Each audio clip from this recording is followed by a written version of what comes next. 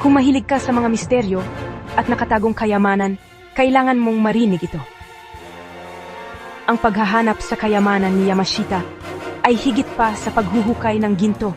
Ito ay paghabol sa kasaysayan. Handa ka na bang sumama sa adventure? Isa ako sa maraming naglakas loob na hanapin ang kayamanan ni Yamashita.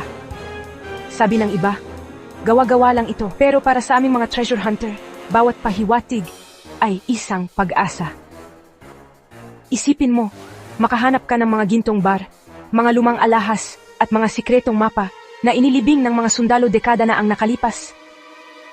Ang bawat paghuhukay ay parang karera laban sa oras, na bawat kakaibang marka o bulong ng hangin ay nagtutulak sa amin ng mas malalim.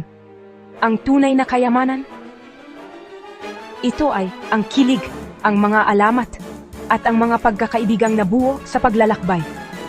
Siguro balang araw, makikita rin namin ito. Hanggang noon, tuloy ang paghahanap dahil sa kayamanan ni Yamashita. Lahat ay posible. Maglalakas loob ka bang maghukay ng ginto? Ipaalam mo sa akin sa comments.